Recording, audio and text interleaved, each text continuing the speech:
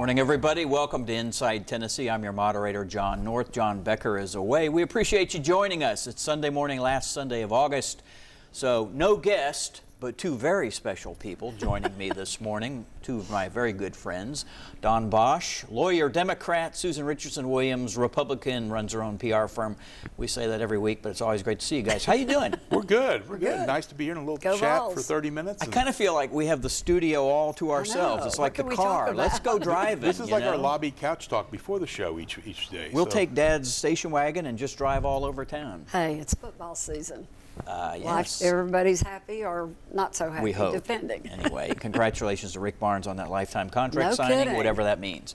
Okay, so we will talk some politics. Here's the way the show is going to play out. We just had a city council primary in the city of Knoxville.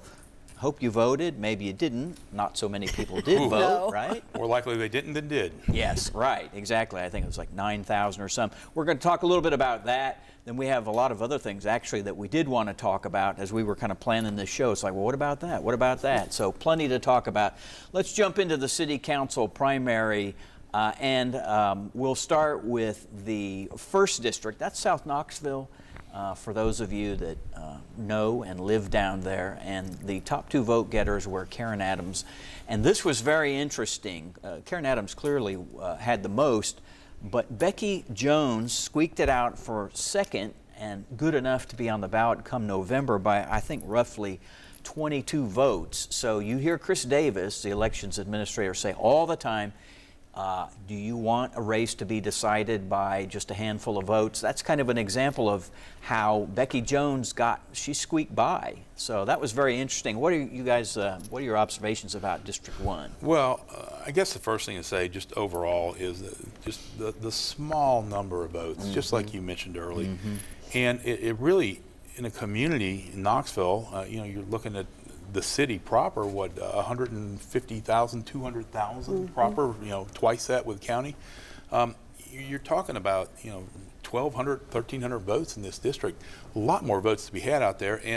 But I guess the other thing to think about with South Knoxville and a little bit of Fort Sanders is now that the general election is going to be all just district, not citywide, it's pretty telling what happens in these primaries unless somebody gets a lot more of the vote out.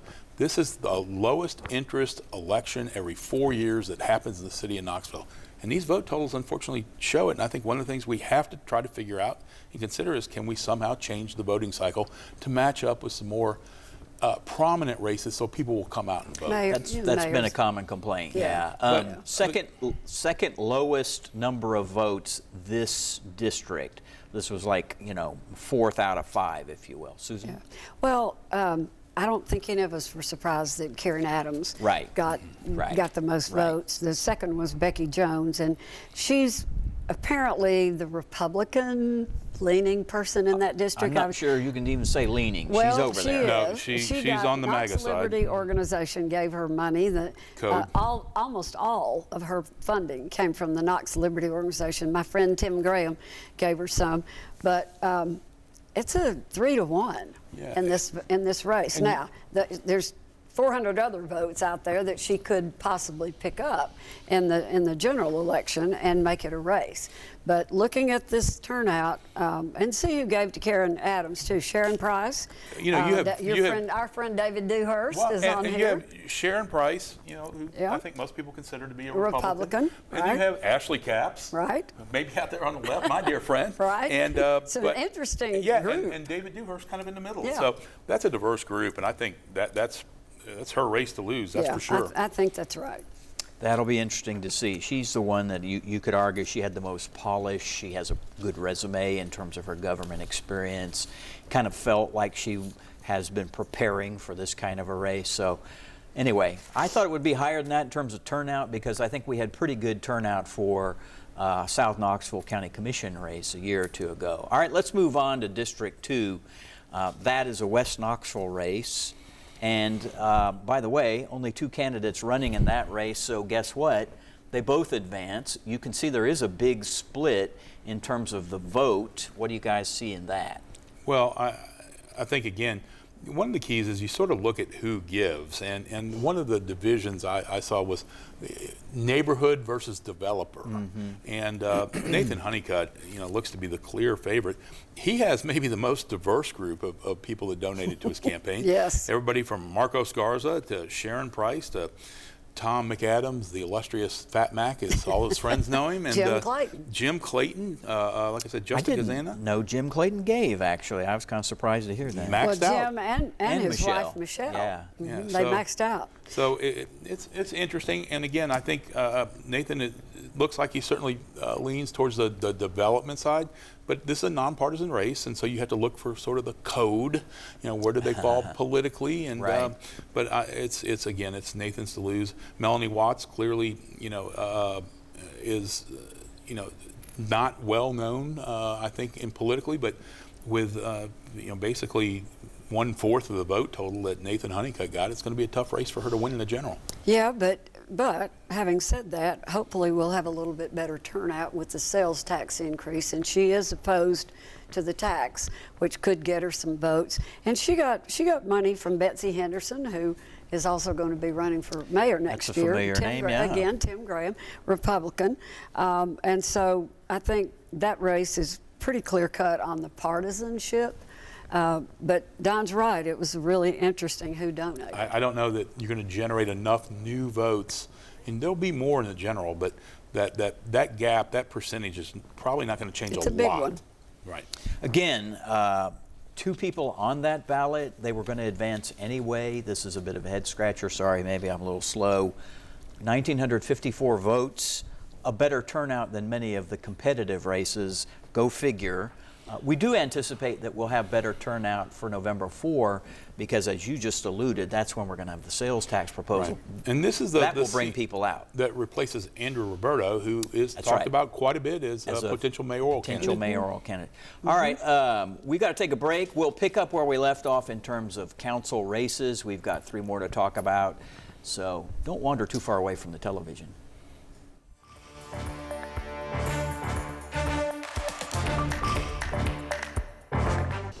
Hey there, you're back, we're back. Talking city council primary, which we just had last week. And this is District 3, competitive race. Lots of little kind of fascinating things here. Some people who have previously run. So let's talk about the top 2 vote getters. Pretty clear distinction there. Doug Lloyd and then Frank Ramey. So they will advance on to November. Thoughts about that race, you guys?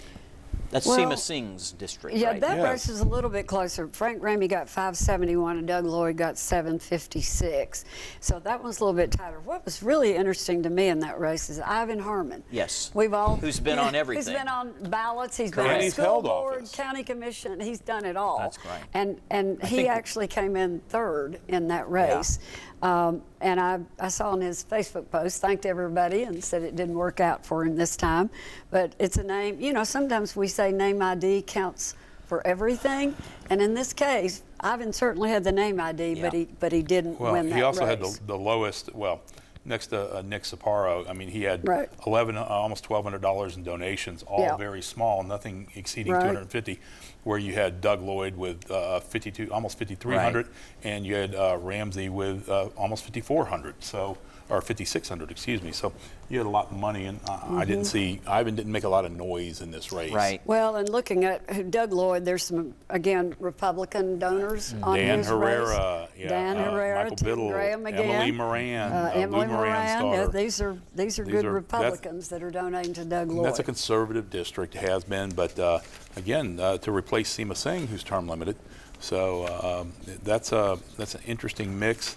I think that may tighten up even more when we get to the general. What I was about to say was, if I'm looking at the 5 races that we're going to have come November, I'm guessing that might be the one race. That one and 6 may be the most competitive, which we'll get to 6 in a minute.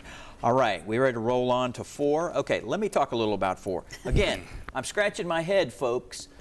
These 2 folks were going to advance anyway, and guess what? This was the best turnout, District Yeah. 4, which is actually the geography where we're sitting right now talking to you from. 2,849 votes total cast. Way to go, District 4 voters.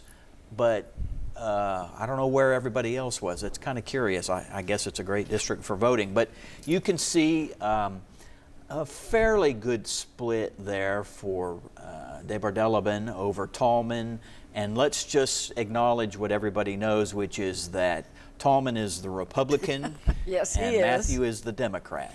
Yeah, and Jeff's going to have I mean, I've known, everybody at this table knows Jeff. Yes. Hard to not know him, because if you see him walking down the Indeed. sidewalk, he is going to stop you and He's gonna engage visit you. with you. And, and Jeff's been active in the community, but he is definitely pretty hard right, and that district, obviously, you're talking about everything from called Gilbillies and Short North, and here it's a pretty moderate to liberal district, and I think Jeff's going to have a hard time winning that district. And there's a little talk about, does he really even live in that district? Well, I mean, that's kind of in the spring. That was the big question. It's okay, Guy. You have property in the 4th district near 4th and Gill, and you've owned that property for quite a while. You or your wife. He lived there for Once quite upon a a while. time. Yes. Once upon a time. But He did then live he there. didn't, and he lives in Jefferson County. Jefferson County with his wife, and that's not 4th District, Knoxville. It's not. Not yet. If Victor were here, he could annex it. I think that race could end up being a little bit closer than what think? you think. I do, because when you look at the who funded Jeff's Yeah. race, it's Bill Dunn, former state rep, Tim Graham again, Betsy Henderson, who's again running for mayor, Bob Petroni, David Colquitt, the Haslam son-in-law, Larry Smith, the Knox County Republican Party. So he did get, some significant donations to that race. You need to get your dog and go back to Kansas. There is no way that a Republican is going to win that I want to district. push back a little Probably bit too. not, but- Why do that, Susan? Is it to sort of give him confidence? Is it to try to? I mean, I don't think see. it's because they're looking for a Republican to try and win They're a trying city to pick off council a race. district, and Yeah. they're not going I just to. don't see that's going to happen in this one. But I could and be wrong. again, when now that courtesy of the state's bill, now that this election, the general election, will mirror this primary. You have 2 candidates in the primary. You're going to have the same 2 candidates in the general. Yes, you may get more votes out. There are more things on the ballot. But at the end of the day, that district is going to go to somebody that's perceived as progressive, liberal, Democrat, call it whatever you want. It's going to be hard for Jeff Tallman to win. I don't think you categorize Jeff as a far right. He is not. I think Jeff is much more moderate. I think he and a used to be. He Republican. has presented lately as being much further right than I thought Jeff Tallman was. Probably worth us mentioning, I think Martin Daniel put on Facebook that the Democrat had some financial problems, Right. maybe filing for bankruptcy at one point. Right. I think that That'll Debar-Delaban be an issue. acknowledged that, Yep. said, yeah, that did happen, but I'm fine now. But you have Nadeem Gibran and Sharon Price giving to Matthew, and so Yeah. that's Again, that's just, a broad base of support to have for this district. All right, let's move on to the last district that was on the ballot last Tuesday. That's 6. That's East Knoxville, and then that district kind of also sweeps across downtown. That one's oddly configured. Note to whoever creates those districts, you might want to take a look at that one someday. That tends to be the district that has the lowest turnout. It also has very interesting races, and you can see, and I think we both sort of expected this, it's close between Denzel Grant and Stan Johnson. And you had 3 other candidates there, but those 2 were really the ones that were competitive. We got about a minute left. Observations on that. Susan, you want to start? Yeah, I think we did expect Stan Johnson and Denzel Grant to win that seat. They had raised a significant amount of money Yeah. for that district. And but again, looking at the fundraising now, Lawrence Williams, who got fairly good amount of votes, he got good contributions. $9,200. The Knox County Republican Party, again, David Colquitt, Tim Graham, Bob Petroni, Knox Liberty, and came in, I guess he came in 3rd in that race. But A Republican trying to seek that seat again. Right, again, the predominantly Republicans, Democrat, right, district. left-leaning Yeah, district. it is. It doesn't matter how much money you're going to get in that district. It's not going to be that much. This is going to be a good race, and it's going to be close. Interesting, both of the candidates that came through got a lot of money from the development realtor side, and there's going to be a lot of growth in that district, a lot of opportunities in that district to come over the next 4 to 8 years. So there's going to be a lot of attention paid to that from the developers and realtors. And that Stan Johnson and Denzel Grant have been in the news a good bit lately, and we'll probably talk about later about Chilhowie Park. Yes, we should. And Emerald Youth. So those two are going to have a real issue in the next few weeks to talk about. They've got a strong issue. By the way, that's a great tie. I just Thank you. It's orange. It's great football tie. season. Did you see that tie? I know. I should have worn my orange. All right, it's time to pause, make a little money, but we're not going anywhere, so don't you. We'll be back in just a minute.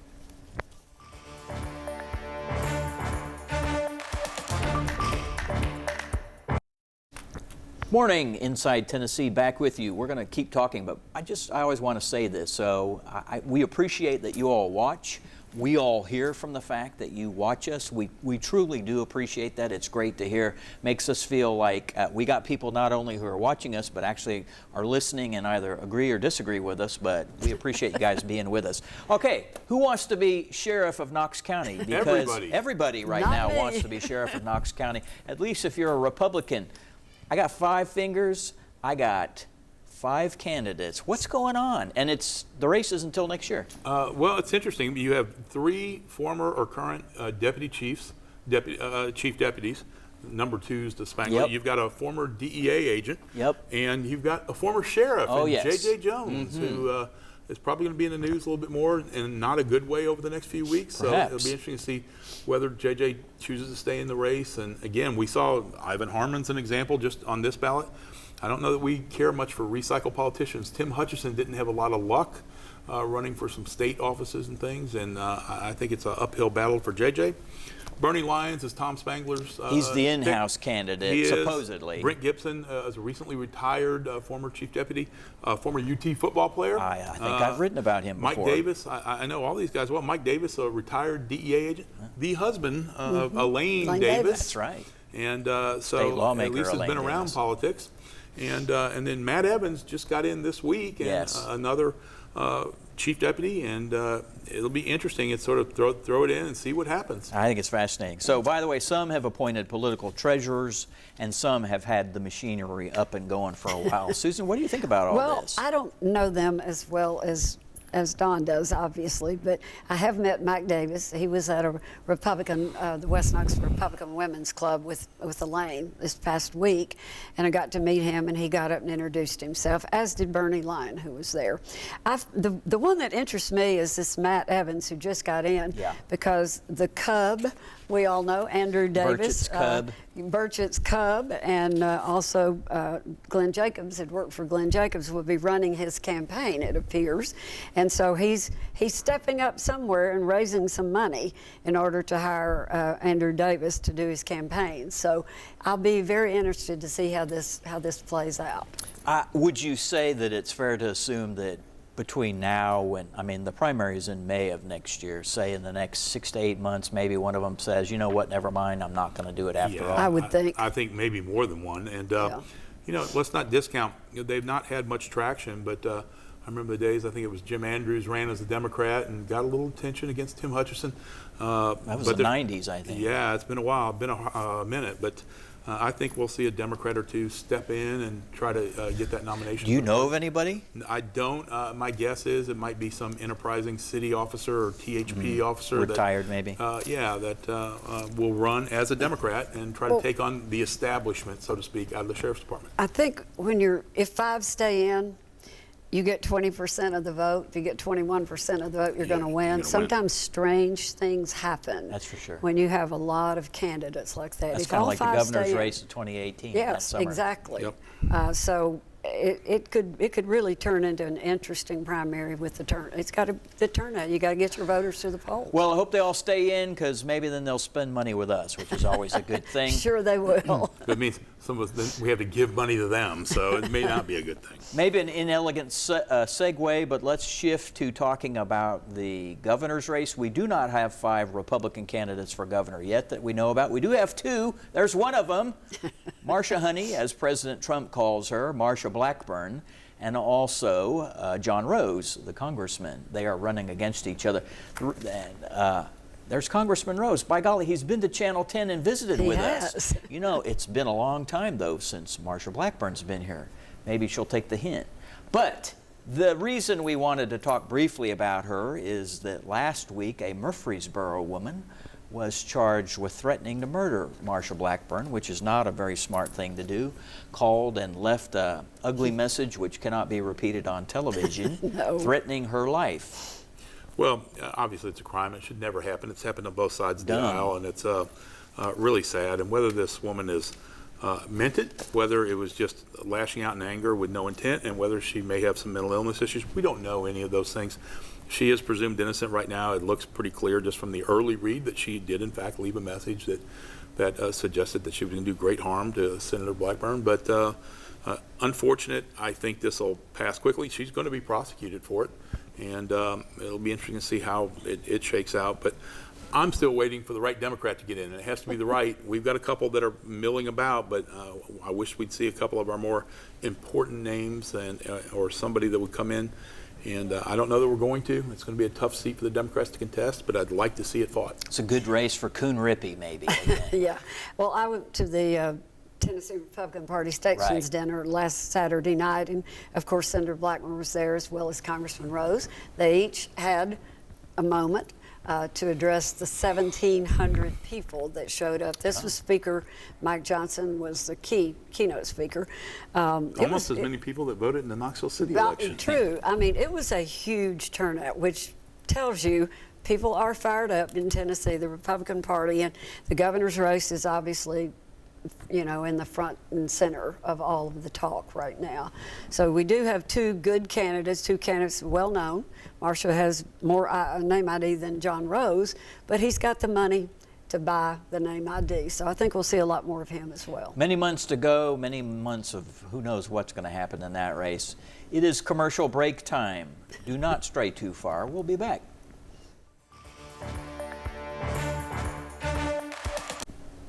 Top of the morning to you, Inside Tennessee back. Okay, last block. David Henderson used to be the narcotics chief for the Knox County Sheriff's Office, has entered a plea agreement with the United States government. A big deal. Don Bosch, you looked that plea agreement over, and it's not just a matter of a plea agreement involving him. There's a lot going on there. You got about a minute. No, David's been a friend of mine for many years. Now, this is a sad time, and I'm sorry to see that he's involved in this, and he pled guilty and is taking responsibility. But that plea agreement sets out in great factual detail the people that benefited from taking monies that belong to the citizens of Knox County. Like drug fund money, and buying Apple phones and building a duck blind and working on a roof. And one of those people, J.J. Jones, it's listed in there. JJ's, I know that you tried to reach out to him, others have, and he said he's going to talk about this once David's sentenced. But it's going to be hard to talk about because that plea agreement, it's been sworn to by David Henderson and will likely be accepted by the court. It was quite specific, that plea agreement. Henderson's plea agreement addresses conspiracy to commit federal program fraud. That's a bit of an unusual You should be able charge. to find it online at WBIR if you want to read it yourself. I think you're right. Henderson's got no more than 5 years on that. Let's shift. We're going to close out. We've got a minute to talk about Chilhowie Park. Council was this coming Tuesday supposed to take up the vote. Gwen McKenzie from that district says, hold on. Susan? Well, what I'm reading and hearing is that people feel like there hasn't been enough transparency, that the mayor sort of jumped into this too quickly without having input from the community. And we talked about the six district council race. It's certainly going to be the hot topic there. But from everything I'm reading, the issue is transparency and people want to have more input before it's a done deal for Emerald Youth to buy that. And it sounds like, I love the idea of them creating sports parks out there. I think it's a great idea. But again, you want your community to be engaged and have input. The failure to involve the community makes them think that maybe they won't have the access they hope to have. They may, but it's not been a good job messaging. Thank you much to you both. Thanks to you all for watching. We'll see you next Sunday, Inside Tennessee.